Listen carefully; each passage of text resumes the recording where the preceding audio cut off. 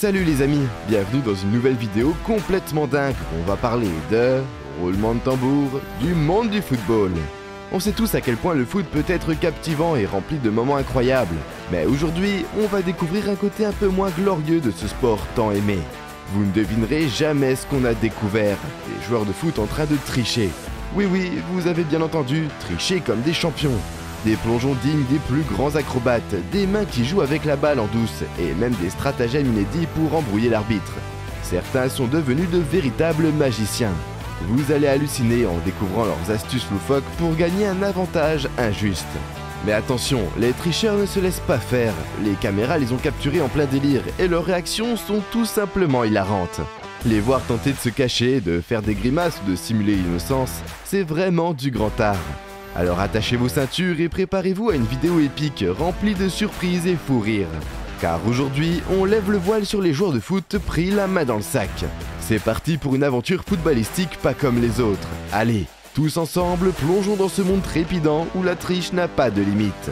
Bien, j'espère que vous êtes prêts pour une aventure comique inoubliable. N'oubliez pas de vous abonner, de laisser un pouce bleu et de partager cette vidéo avec vos amis amateurs de football. Restez à l'écoute car la suite promet d'être encore plus folle. Numéro 1, un gardien utilisant un deuxième ballon pour tricher. Attendez-vous à être étonné car nous avons déniché une perle rare dans le royaume des tricheurs. Préparez-vous à rencontrer le gardien de but le plus astucieux de tous les temps. Ou du moins, c'est ce qu'il pensait. Oui, mesdames et messieurs, vous avez bien entendu. Il a tenté de tromper tout le monde en utilisant un deuxième ballon pendant le jeu. Je suppose qu'il pensait que personne ne le remarquerait, mais il s'est fait prendre la main dans le sac. Et devinez quoi, il a écopé seulement d'un carton jaune pour cette ruse peu conventionnelle. Mais sérieusement, qui peut lui en vouloir d'avoir essayé? Numéro 2, les exploits de David Lewis, le maître de la simulation. David Lewis, tel un acteur hollywoodien, se met à simuler une faute pour faire expulser son adversaire. Ah, regardez bien, comme il ne l'a même pas touché. C'est un véritable numéro de magie, une illusion parfaite. On aurait vraiment eu besoin de la VAR en 2013 pour démasquer ce petit tour de passe-passe. Et le meilleur dans tout ça, c'est qu'il se moque de son adversaire exclu. On pourrait presque l'imaginer en train de se frotter les mains et de dire « Moi, la victoire est à moi ». Mais soyons honnêtes, David Lewis est un joueur talentueux. Et parfois, il joue tellement bien la comédie qu'il pourrait obtenir une nomination aux Oscars.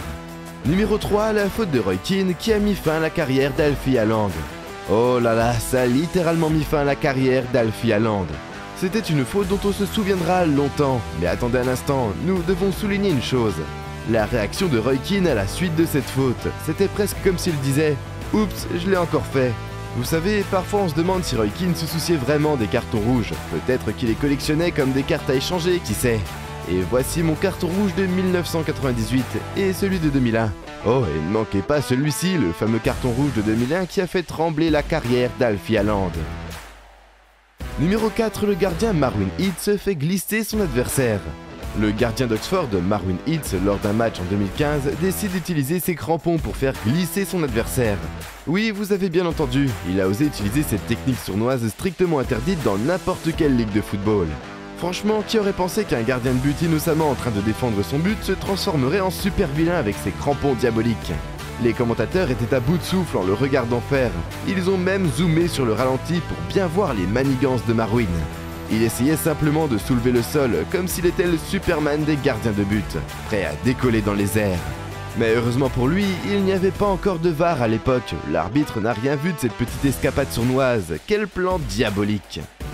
Numéro 5, Roberto Rojas simule une blessure pour éliminer le Brésil. Nous allons revisiter l'une des tricheries les plus mémorables de l'histoire du football.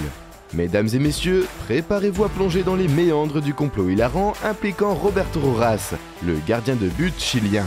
Souvenez-vous de cette époque incroyable lors des éliminatoires pour la Coupe du Monde de 1990, où le Chili affrontait le Brésil. Le Chili devait gagner pour se qualifier, alors ils ont imaginé un plan complètement fou pour éliminer le Brésil du tournoi. Et voici le moment où tout bascule.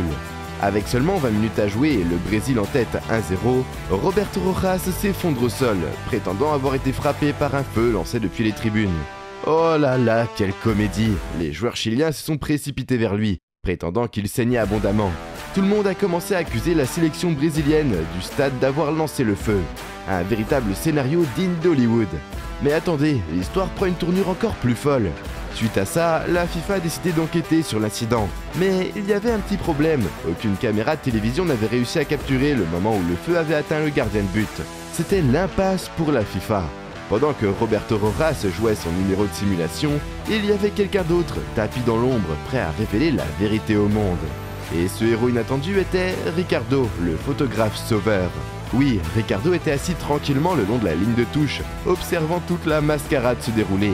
Mais il n'était pas là pour un simple cliché de gardien de but en détresse. Non, non, non, Ricardo avait un plan secret en tête.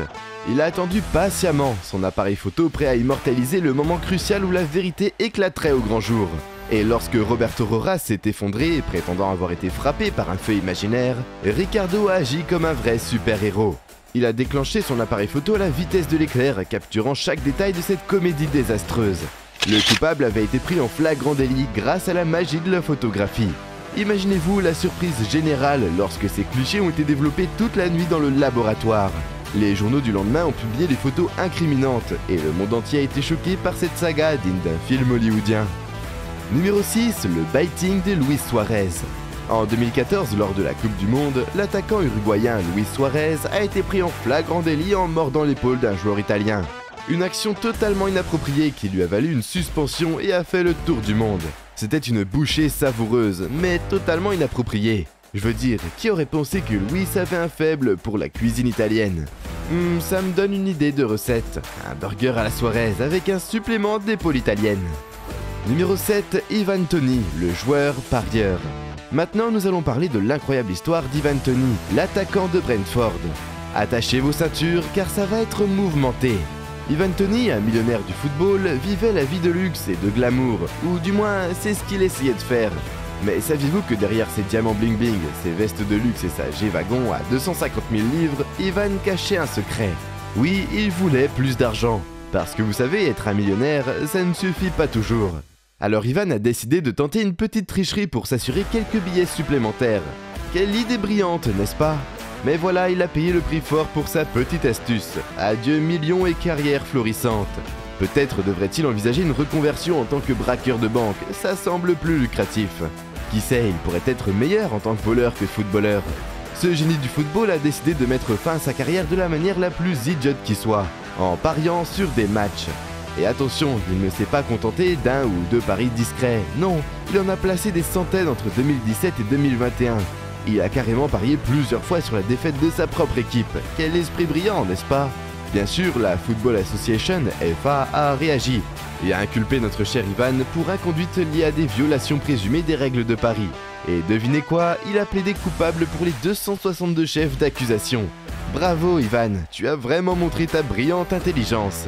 Quelle chute! Mais bon, au moins Ivan a réussi à ajouter une nouvelle dimension comique à sa carrière. Numéro 9, Sergio Ramos prend sciemment un carton jaune pour se faire expulser. Poursuivons avec l'une des plus grandes bêtises du monde du football, Sergio Ramos, le roi de la malice. Attachez vos ceintures car ça va être drôle. Permettez-moi de vous présenter Sergio Ramos, le maestro de la stupidité. En 2019, lors d'un match crucial de l'UEFA contre l'Ajax, Sergio a décidé de jouer les malins en se faisant expulser délibérément. Oui, vous avez bien entendu. Vous voyez, Sergio avait déjà reçu de cartons jaunes lors de matchs précédents. Alors il a pensé qu'il était plus malin que l'UEFA en provoquant un troisième carton pour être automatiquement suspendu pour le prochain match contre l'Ajax à domicile. Ah Sergio, quelle brillante idée! Il pensait que sa suspension garantirait une victoire facile pour son équipe. Mais l'UEFA n'est pas tombé dans le panneau, ils ont décidé de le suspendre non pas pour un, mais pour 2 matchs.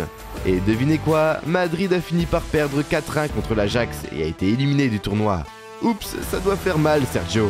Bien sûr, après cette débâcle, Ramos a tenté de se sauver la face en prétendant qu'il n'avait pas sous-estimé l'équipe d'Amsterdam.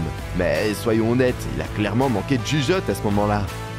Numéro 9, Ryan Giggs triche sur le terrain, mais triche aussi en famille. Ah, le monde du foot.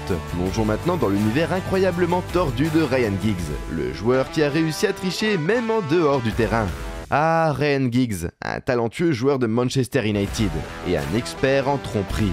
Dans les années 2000, Ryan goûtait au succès et était considéré comme un homme de famille aimée. Mais attendez, c'est là que les choses deviennent intéressantes. En 2011, les journaux britanniques ont révélé que Ryan avait eu une liaison avec, tenez-vous bien, la femme de son petit frère Rodri.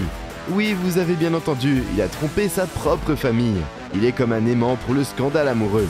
Devinez quoi? Oh non, Ryan a entretenu une relation avec sa belle-sœur pendant 8 longues années. Ah, quelle trahison! Rodri a nié et nié encore, jusqu'à ce que les preuves photographiques tombent entre ses mains. Et attendez, il y a encore plus d'histoires folles à découvrir. Parlons maintenant de Natasha, la femme qui a révélé cette liaison incroyable avec leur plan diabolique.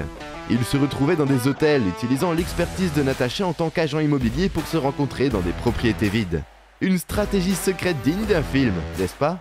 Numéro 10, Kolo et Onana, testés positifs aux médicaments interdits. Dans l'histoire qui suit, nous allons parler de 2 joueurs qui ont fait des erreurs monumentales.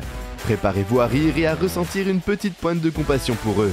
Commençons par Kolo Touré, l'ancien défenseur d'Arsenal et de Manchester City. Il avait tout pour lui, talent, succès, mais une faiblesse pour les aliments sucrés. Face à la tentation, Kolo a pris une décision discutable. Au lieu de suivre un régime strict, il a opté pour une pilule de perte de poids illégale. Ah Kolo, tu as essayé de contourner les règles, mais ça t'a coûté cher mon ami. Il s'avère que résister aux sucreries n'était pas la spécialité de Kolo, mais au moins il nous a offert une bonne dose d'humour dans cette histoire. Passons maintenant à André Onana, le gardien prometteur de l'Ajax. Après une saison de Ligue des Champions incroyable, il était courtisé par les plus grands clubs européens. Mais hélas, une seule erreur a tout gâché. André a commis une énorme bourde en prenant un médicament interdit à la place d'un paracétamol. Oh là là, l'UEFA n'a pas été tendre avec lui. Il a été exclu du football. Imaginez-vous être au sommet de votre carrière et tout perdre en un instant à cause d'une erreur. Ah, le pauvre. C'est un véritable coup dur pour André Onana. Mais souvenons-nous que nous sommes tous humains et que nous faisons tous des erreurs. Alors prenons cela comme une leçon pour ne pas succomber aux raccourcis tentants et suivre les règles du jeu. Numéro 11, Thierry Henry qualifie la France en marquant avec sa main. Lors des barrages de qualification pour la Coupe du Monde 2010, Thierry Henry, ou devrais-je dire Thierry la main magique, a utilisé son point de super-héros pour contrôler le ballon et réaliser une passe décisive. Les fans irlandais ont dû sentir leur cœur se briser plus fort que leurs cris de protestation. La tricherie de Henry a provoqué une onde de choc et les supporters irlandais ont crié à l'injustice comme s'il avait perdu tout leur pot de trèfle chanceux en une seule fois. Les commentateurs ont été pris de court par cette main à la sauce Henry, et leurs réactions valent de l'or. On aurait dit qu'ils essayaient de décrypter un code secret, mais leur message était clair, la main est aussi interdite que le chewing-gum sur le terrain à Thierry. Et voilà quelques exemples de tricheries qui ont marqué l'histoire du football. Ces moments nous rappellent que même les plus grands joueurs peuvent céder à la tentation de tricher. Mais heureusement, ces incidents ont également renforcé l'importance de l'intégrité et du fair play dans ce magnifique sport. N'oublions pas que le football est avant tout un jeu où le fair play et le respect sont primordiaux. Alors profitons de ce sport fantastique dans toute sa beauté et sa passion, sans oublier les valeurs qui le rendent si spécial. Merci d'avoir suivi cette vidéo sur la tricherie dans l'histoire du football. N'hésitez pas à partager vos réactions dans les commentaires et à vous abonner pour plus de contenu footballistique captivant. A bientôt et n'oubliez pas, jouons fair play.